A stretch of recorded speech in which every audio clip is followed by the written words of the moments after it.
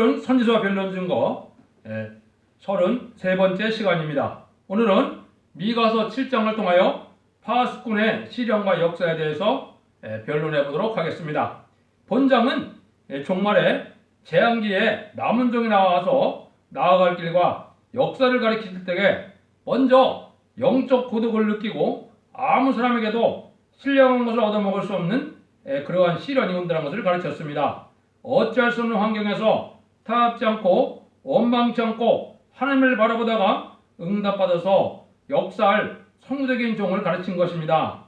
마지막 때 신같이 쓰일 종을 말씀했는데요. 물론 첫대교의 사자이고 14만 4천 명의 변화 성도가 이 파수꾼에 해당되지만은 시대적인 사명들을 중심으로 했기 때문에 일반 성도 입장에서는 이걸 체험하기가 어렵고 아마 잘 이해가 좀 어려울 그런 부분이 많이 있습니다. 여러분들이 이러한 영계적으로 높임을 당하였을 때는 옛날 엘리야나 모세나 또 많은 야곱이나 요셉이나 이런 사람들처럼 많은 시련 가운데 영계를 장성시키고 인격을 완성시키는 그런 과정의 시련이 있다는 것을 보여준 겁니다.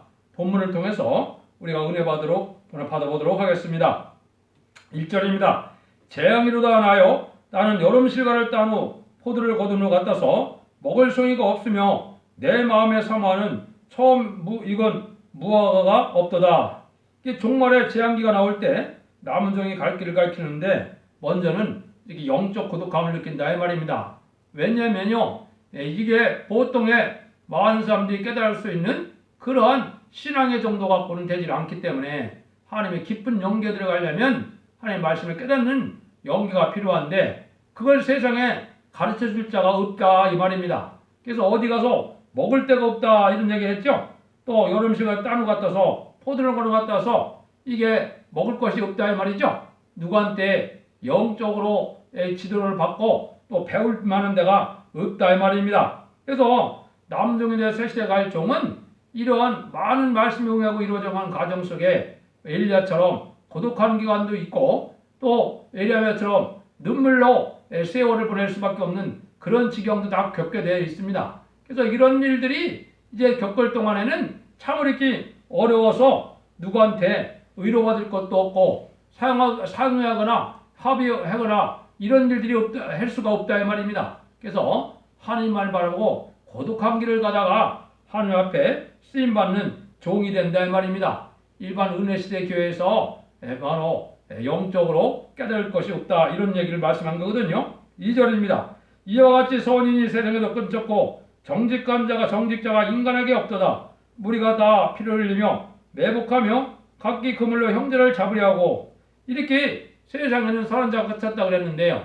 이건 하나님이 인간 영혼의 인심이 악화될 걸 보여준 겁니다. 그래서 자기 유익만 구하고 남을 배려치 않는 이런 세상이 될 때 이럴 때 참으로 정직한 자가 바로 살기가 어렵고 또 정직한 자를 찾기도 어렵다 이 말입니다. 그래서 아주 인심 악화가 됐기 때문에 선한 사람이 없고 정직한 사람이 없고 하나님 보시기에는 이러한 은혜질 만한 사람을 찾기가 어려운 그런 시절이 왔다 이 말입니다. 이런 기간도 다 겪어나갈 일이다 이 말이거든요. 그럼 3절 4절입니다. 두 손으로 악을 부지런히 행하도다. 그 군장과 재판한 자는 뇌물을 구하며 대인은 마음에 악한 사욕을 발현하며 서로 연락할 취하니 그들이 가장 선한 자라도 가시 같고 가장 정직한 자라도 찔레올 때보다도 더하도다. 그들의 파수꾼의 날 곧 그들의 형벌의 날이 임하였으니 이제 그들이 요란하리도다. 이때가 이제 심지어 정치가들은 뇌물만 받아먹고 그런 사람들만 통하니까 아주 악하다 이 말이죠. 요즘 여러분들이 영적인 눈을 보면 지금 정치 지도자나 종교 지도자가 그런 형국에 가 있습니다. 그래서 자기 욕심과 자기 부족을 알지 못하고 자기 부끄러움을 알지 못하고 남의 흉만 찾아내는 이런 사람들이 많죠. 이게 지금 자기가 어두움 속에서 이러한 아주 부패된 삶을 살아가고 있다 이 말입니다. 그래서 군장과 재판장이 다 뇌물 먹고 정직한 자가 없다 이 말이죠. 이때 참정을 찾기가 어렵고 참으로 선한 자를 찾기가 어렵다. 이런 날들은 이제 왜 그러느냐? 하느님의 심판의 날이 여기는 형벌의 날이라고 했죠. 형벌의 날이 가깝기 때문에 그렇다 이 말입니다. 여러분들이 세상이 이렇게 악화되고 이렇게 선한 자가 없는 이런 세상이 된 것이 이게 지도자들이 부패함으로 하나님의 심판대가 가깝다. 이걸 알려주는 겁니다. 이게 이제 한국으로 보면 지금 이런 때가 딱 된 겁니다. 참으로 후한무치한 사람들이 양심이 없는 그런 사람들이 너무 많거든요. 얘기를 하다 보면요. 그렇죠? 이분들의 많은 매스컴에 나타나는 것도 보면 참 어떻게 저럴 수가 있을까 하는 그런 세상에 일어난 일들이 그렇거든요. 이게 악한 자가 왔다 이 말이죠. 그러면 5절 6절입니다. 너희는 이웃을 믿지 말며 친구를 의지하지 말며 내 품에 누운 여인에게라도 네 입의 문을 지킬 자다. 아들이 아비를 멸시하며 딸이 어미를 대적하며 며느리가 시어미를 대적하니 사람의 원수 같고 자기 집안 사람이로다. 요거는 이제 마귀가 아주 강하게 역사하기 때문에 사명자의 가정은 이렇게 어려움을 겪게 된다 이 말입니다. 그래서 이게 모든 것을 통해서 영적으로 마귀의 도구가 되는 사람들이 천지기 때문에 하나님이 키워나가는 이 종을 대적하는 것이 가정부터도 있고 교회 내에도 있고 온 세상에 많다 이 말이거든요. 이것은 사람을 쉽게 의지하지 말고 영계적으로 손해가 나기 때문에 쉽게 타협하지도 말고 말대하지 말고 참아나가라 이 말이거든요. 하나님이 인내 속에 하나님을 바라보고 나가는 이런 시련기가 있을 것을 얘기하는 겁니다. 이런 일들이 이제 많이 이제 겪는 자들이 성구적인 종처럼 많이 겪게 되는 겁니다. 그래서 이런 세상이 지금 되어 있다는 사실을 우리가 알아야 되는데 이것도 이제 시대적으로 보면 20세기 종말에서 21세기 초에 이제 이르는 오늘 이르는 기간이 그런 기간입니다. 그래서 이런 일들이 아주 마귀의 들어가는 어렵기 때문에 이렇게 세상이 악화된 그런 세상이 되는 겁니다. 그래서 영계적으로도 사람을 잘 분별해야 되고 또 입을 잘 지키지 않으면 손해를 보게 되고 또 쉽게 남을 믿다 보면 영계적으로 손해를 보게 되고 물질적으로 손해를 보는 이런 일들을 많이 당하게 되거든요. 이걸 하나님이 그 사람의 인격을 기르고 사람을 분별할 줄 아는 그런 영계를 높이게 하는 방법이라는 것을 우리가 깨달아야 됩니다. 그래서 자기 집안에까지라도 이렇게 무조건 믿지 말고 하나님을 바라보고 나가야 되는 그런 시련기가 있다는 것을 우리가 알아야 됩니다. 그래서 인격을 잘 검토를 해봐야 되고 또 사상적인 싸움을 해야 되기 때문에 쉽게 입을 아무거나 말을 열어서도 안 되고 영계를 지키는 그러한 말을 지키는 것이 필요하다 이 말이거든요. 옛날에 무슨 이런 일이 있었습니까? 옛날에 기생라합은 여리고성이 무너질 때 자기가 입의 말을 지킴으로 약속을 지킴으로 바스크를 숨겨주고 자기 가정을 다 구원하는 역사가 있었죠. 그런 거나 마찬가지로 쉽게 모든 일들을 아무나 얘기할 수 없는 그런 때가 온다 이 말입니다. 그거는 용사적인 신앙자를 길러내기 위한 그런 기간이기 때문에 그렇다 이 말입니다. 그래서 이때 참된 신앙이라는 것은 인간이 좌지우지 지배할 수 없는 그러한 하나님이 이제 가리켜서 키워나가는 그런 인격이 있다 이 말입니다. 그런 과정 속에 이런 일들을 많이 겪게 돼서 그런 환경 속에 이제 하나님이 모략간에 또 시련을 준다 이 말입니다. 예를 들면 12사도 중에더라도 사도요한이 가장 나이가 어렸지만 가장 늦게 죽는 날까지 시련을 가장 많이 겪었거든요. 그런 거나 마찬가지로 이 시대적인 사명자는 많은 시련과 연단을 겪을 수밖에 없는 그런 때가 있다 이 말입니다. 하나님 앞에 버림받은 것과 같고 하나님의 응답 안 하는 것과 같은 그런 시련기가 있을 것을 여기 보여준 겁니다. 그때 어떻게 해야 되느냐? 7절입니다. 오직 나는 여호와를 우러러보며 나를 구원하시는 하나님을 바라보나니 나의 하나님이 나를 들으시로다.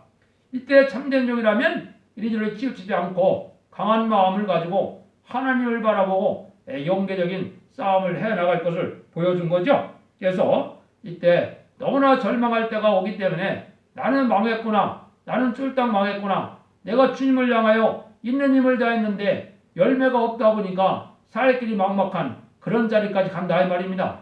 그걸 하나님을 바라보는 거라 그러는 것이지 먹고 살만하고 부귀영화 다 누리고 있는데 또 많은 사례비를 받고 많은 사람이 추앙받고 한다면 하나님을 바라볼 이유가 없지요. 왜? 아무 문제가 없는데 그런 일이 되겠습니까? 이거는 하나님이 자꾸 얘기하는 것처럼 제가 영적인 그런 고독한 시절이 있을 것도 있고 생활적으로도 이런 막막한 시절이 있을 때 이때 하나님은 하나님을 바라볼 때 영계를 장성시키고 이제 말씀을 깨닫게 하는 역사가 오고 이게 하나님이 인격 검증하는 기간인 거거든요. 근데 옛날에 아까도 말씀드린 것처럼 시대적인 사명제는 다 선지자들이 그런 길을 간 겁니다. 그래서 이게 쉽게 체험은 안 되는 거지만은 하나님을 바라보는 이런 장부의 신앙을 하나님이 요구하는 거거든요. 이런 일을 겪게 된다. 제목 자체가 파수꾼의 시련과 역사라고 그랬지 않습니까? 그래서 첫대기의 사자가 바로 파수꾼인데 이게 나중에는 7만 4천 명이 다 해당이 됩니다. 입맛 일정들은. 그런데 이제 후진들은 늦게 나온 사람들은 이런 체험이 적겠지요. 먼저 나온 사람들은 이런 체험이 많이 있다 이 말입니다. 그래서 모세도 어떻게 됐습니까? 자기가 먹고 살만하고 왕궁에 있을 때 뭐 거기에 아쉬운 것이 뭐가 있겠습니까? 그때 하나님을 바라볼 이유가 없거든요. 그러니까 실수를 하게 돼서 이제 무서워서 도망가서 미디안강에 가므로 아무도 없는 그런 데서 양을 치다가 연기가 장성돼서 정한 때가 되니까 하나님이 모세를 들어쓰기 시작했거든요. 그런 거나 마찬가지로 하나님이 그런 과정을 통해서 응답 오기 전에는 그렇다 이 말입니다. 그러면 왜 이렇게 하나님을 바라보는 일을 하게 만드느냐? 이게 이제 세 가지 의미가 있습니다. 첫 번째는 시대적인 말씀을 분명히 깨닫고 아무리 세상이 악하고 혼란 사회가 온다 해도 그때 세속화 되지 말고 성경 말씀을 되느냐고 이렇다는 걸 깨닫게 되는 그런 일이 오거든요. 이게 말씀이라는 것은 언어 분석학적으로 원어를 많이 한다 해서 하나님의 뜻을 아는 것이 아닙니까? 성경은 말씀이 체득되어지고 그게 자기한테 응해서 인격화되고 생활화돼야만 성경 말씀을 깨달을 수 있는 거거든요. 그런 과정이 있다 이 말입니다. 두 번째는 하나님은 진리대로 역사하기 때문에 아무리 이렇고 억울한 일을 당하고 해도 원수 앞에 이게 굴복지 않는 그런 사상을 가져야 되기 때문에 변찮는 믿음과 사상을 하나님이 길러야 되기 때문에 그런 기간이 있다 이 말입니다. 그래서 이때 장부적인 신학을 했죠. 하느님한테 다 맡기고 하느님 말을 바라보고 억울함도 참고 원망할 일도 원망하지 않고 불평할 일도 불평하지 않고 나가는 것이 영계 싸움에 이기는 겁니다. 여러분들이 영계가 장성되려면 원망 불평할 일이 많이 생기거든요. 원망 불평할 일을 다 하면은 마귀한테 지는 거거든요. 원망 불평하지 아니하는 인격이 돼야만 이 인격이 장성되는 겁니다.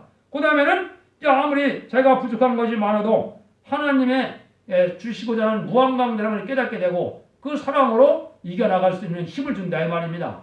참으로 하나님의 사랑을 다 깨달을 수 있는 자가 없거든요. 참으로 놀라운 겁니다. 여러분들 하나님의 사랑을 그랬는데 참 그 사랑을 다 깨달을 자가 세상에 참 없는 겁니다. 하나님의 놀라운 사랑을 지금 벌뿌리기 시작해서 그 사랑이 이루어지는 것이 오히려 세상의 환난장에 심판이 이루어져야만 하면 사랑받는 자들이 사랑의 열매를 맺게 되는 겁니다. 여러분들이 이걸 영적으로 깨달아야 되는데 이건 성경적으로 쉽게 깨달아지는 것이 아니거든요. 그래서 하나님의 이렇게 이제는 강권적으로 하나님이 말씀대로 응하고 이루어져 가는 과정에는 말씀대로 시련도 오고 말씀대로 축복도 오고 말씀대로 재앙도 만나고 말씀대로 원수의 핍박도 받고 이런 일을 다 겪게 되거든요. 그때 하나님을 바라보는 신앙이 됐을 때 하나님이 쓰는 종이 된다 이 말입니다. 그것이 이제 또 8절에 또 얘기를 했죠. 나의 제적이여 나로 인하여 기뻐하지 말자다. 나는 엎드러질 자도 일어날 것이요 어두운 데들 자도 여호와가 나의 빛이 되실 것입니다. 세상 눈에는 참 실패한 것 같고 엎드러지고 자빠진 것 같다 이 말이죠. 실제 그런 일이 벌어지는 거거든요. 그런 일이 있을 때도 낭망하지 않고 절망하지 않고 하나님이 나를 기리기 위한 길가 아니구나 이런 걸 생각하고 하나님을 바라보고 나가는 자가 이게 승리하게 되고 결국은 어두움을 이겨나가고 이제 빛이 된다 이 말이죠. 하나님이 절대적인 인도함을 받는다 이 말입니다. 이 시대의 빛은 뭘 이 시대의 빛이라 그러느냐? 제레미를 영접할 수 있는 신앙의 노선을 찾는 것이고 또 이제 죽지 않고 새 시대가는 복음의 진리를 깨닫는 것이고 이제 변화승천할 만한 그런 믿음의 노선을 깨닫는 것이 이 시대의 빛인 겁니다. 지금까지는 예수님을 구세로 영접해서 내가 중생을 받으면 이게 빛의 속에 사는 거지만은 이제 환란까지 하는 때는 그 빛 정도 갖고는 안 됩니다. 그 빛 정도 갖고는 환란까지는 살아남을 수가 없거든요. 여러분들이 이걸 잘 생각해서 하나님의 말씀 속에 어떻게 진행되고 있는가 이걸 잘 깨닫는 것이 중요하다 이 말입니다. 그러니까 9절에 보세요. 내가 여호와께 보험되었으니 주께서 나를 위하여 심판하사 신원하시기까지 그를 노를 당하려니와 주께서 나를 인도하사 광명에 이르게 하시리니 내가 그의 의를 보리로다. 하나님은 이 택관종에게는 어려움과 시련 속에 실질적인 징계도 많이 받는다 이 말입니다. 어떻게 인간이 완전해질 수가 있습니까? 어떻게 인간이 하느님과 같이 모든 걸 다 바로 깨달을 수가 있겠습니까? 그런 과정에는 여기 시련도 있고 징계도 있고 이런 일을 많이 당하지만은 하느님이 끝까지 인도해서 공고함으로 광명에 이른다 그랬죠? 이 광명은 어디가 광명일까요? 새시대가 광명입니다. 변화성천에서 물론 휴거되는 것도 광명이지만은 새시대는 아주 밝은 곳이거든요. 왜? 새시대를 통해서 무궁세계까지 가는 영광을 누리게 되는 거거든요. 그래서 그런 일을 해결까지는 많이 이런 일을 겪게 되는데 이런 일을 할 때 이제 어떤 일이 또 당하느냐 이때 마귀를 이길 만한 산기도 같은 걸 할 수 있는 능력이 돼야 되거든요. 그래서 옛날에 크게 쓰임 받은 사람들 모세나 주님이나 엘리야 등 이런 사람들은 다 산기도를 해서 하나님 앞에 겨통하는 그런 기도의 능력을 받았거든요. 이것이 하나님의 택한 종의 성령들이 갈 길이라 이 말입니다. 그러니까 마귀를 잘 속성을 알아갖고 마귀를 통해서 나한테 유익을 주고자 하는 것이 무엇인지를 깨닫고 담대하게 나가는 이런 신앙생활이 필요하다 이 말입니다. 그 다음에 보세요. 10절입니다.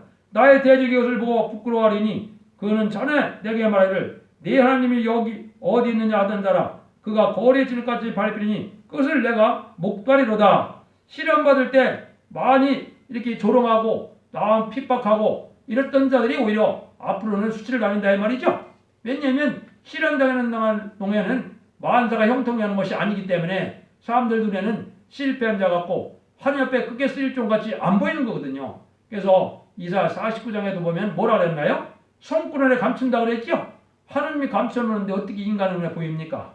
그래서 이거는 영적인 거라야 분별이 되기 때문에 이러한 영적인 것을 많이 체험한 자들이야 이걸 깨닫게 돼서 한 무리가 앞으로 되는 겁니다. 그래서 그게 변화성들을 모으는 그런 역사로 진행되는 건데 많은 실패가 온다 해도 용기 있게 낭망하지 말고 나가야 되고 또 넘어지고 자빠져도 또 일어나 나갈 수 있는 그런 백전불굴의 용기 있는 신앙이 필요하다 이 말입니다.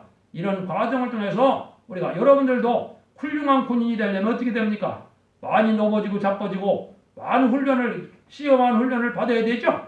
그러니까 훌륭한 군인이 되는 겁니다. 저도 공수부대에서 훈련을 받아보면 공수부대 훈련 육군보다 세니까 공수부대가 나은 군인 아닙니까? 그렇죠? 그런 거나 마찬가지로 그런 일들을 많이 겪게 된다 이 말입니다. 그럴 때마다 자기의 인격을 말씀에 비춰서 바로 세워나가는 것이 하나님의 인정받는 길인 겁니다. 그래서 말씀에 대한 인격으로 또 은혜로 된 인격으로 자꾸 우리가 장성되는 것이 이때 나중에 대적의 무리를 짓밟고 나감으로 승리하는 용사들이 된다 이 말입니다. 그래서 하나님이 청군자들과 동원해 줄 만한 그런 신앙자들을 하나님이 찾는 건데 이때가 왜 이렇게 자꾸 그러시느냐? 형벌의 날이 가깝기 때문에 그렇다 이 말입니다. 형벌의 날은 심판의 환란장이거든요. 한국이 지금 심판의 환란장이 아주 가까운 거거든요. 이번에 환란이 난다면 이건 심판이기 때문에 인간의 힘과 능으로는 이게 도저히 벗어날 수가 없거든요. 하나님이 진리 앞에 바로 신앙의 정으로 들어가서 이 시대의 방주가 어딘가를 찾는 것이 중요하다 이 말입니다. 11절 13절입니다. 내 성벽을 건축하는 날 곧 그날에는 지경이 넓을 것이라 그날에는 아수르에서 애굽 성읍들까지 애굽에서 하스까지 이바도 저바다까지 이나 저산까지 사람들이 내려 들어갈 것이니 그 땅은 그 거민의 행위의 열매로 황무하리로다. 이렇게 부족한 지지만은 하나님을 바라보는 종이 시련 끝에 뭐하는 종이 된다고요? 세계를 통일하는 종이 된다 이 말입니다. 세계를 통일하는 종이 되는데 이 한국도 이제 환란이 걷고 나오면은 새시대는 한국이 아주 큰 넓은 땅을 차지하게 될 겁니다. 그래서 한국이 이제 종주국이 되고 선진국가 되고 지도국이 되거든요. 여기 보면 내 성벽을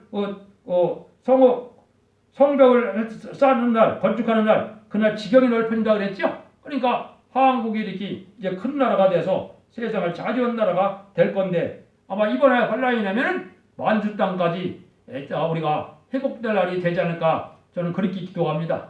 연해주 땅이나 만주 땅이 사실 따지고 보면 우리 조상들이 살고 있고 우리 조상의 땅이거든요. 그걸 하나님 앞에 이제 응답받으면 하나님 찾아주시겠죠.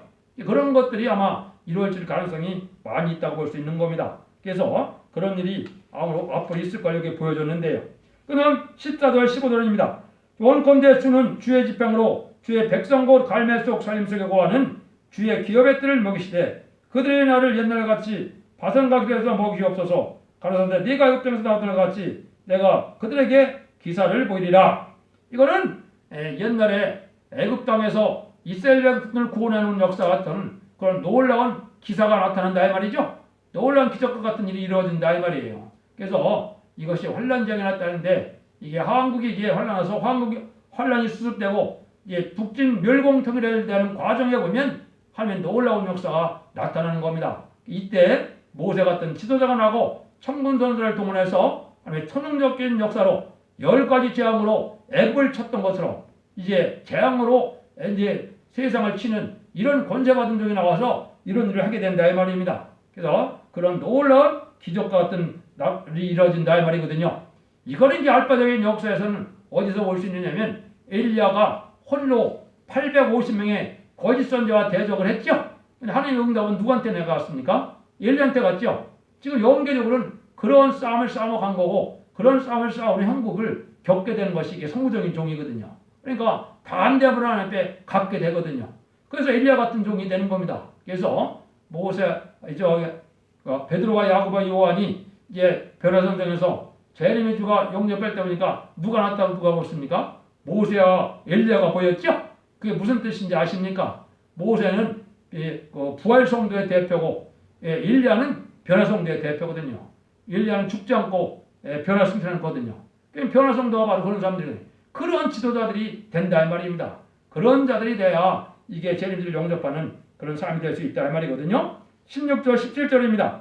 가로되 열방이 보고 자기의 세력을 부끄러워서 손으로 그 입을 막을 것이요 귀로 귀는 막힐 것이며 그들이 뱀처럼 티끌을 핥으며 땅에는 벌레처럼 떨며 그 저공에 나와서 두려워하며 우리 하나님 여호와께로 들어가서 주를 인하여 두려워하려다.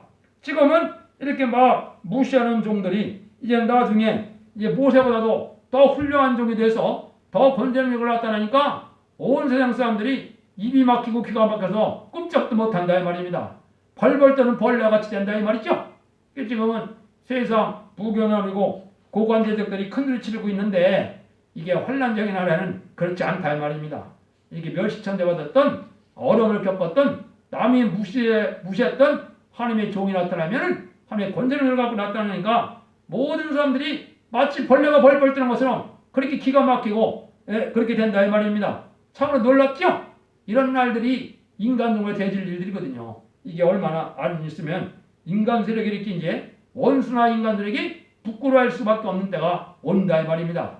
이게 하나님이 이제 신과 질서 있는 종들이 이 땅에 나타나는 때 하나님이 하시는 일이거든요.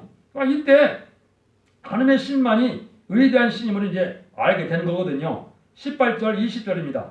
주와 같은 신이 어디 있으리까? 주께서 제약을 사용하시며 그 기업에 남은 자의 허물을 넘기시며 이날을 기뻐하심으로 너를 항상 품지 아니하시나이다. 다시 우리를 긍휼히 여기소서. 우리의 제약을 발로 밟으시고 우리의 모든 일을 기쁜 바다에 던지시리이다. 주께서 옛적에 우리 열조의 맹세진 대로 야곱에게 성신을 베푸시며 아브라함의 인애를 더하시로다. 그래서 하나님을 해방하고 이게 악평하던 자들은 이렇게 이제 긍휼함을 받지 못하고 멸망을 당하고 하나님 앞에 이제 바로 가는 자들은 멸시천대를 받다. 하나님의 능력이 임함으로 말미암아 이제 모든 지역을 소멸시켜주고 나니까 하나님이 이제는 영광을 보게 된다 이 말이죠.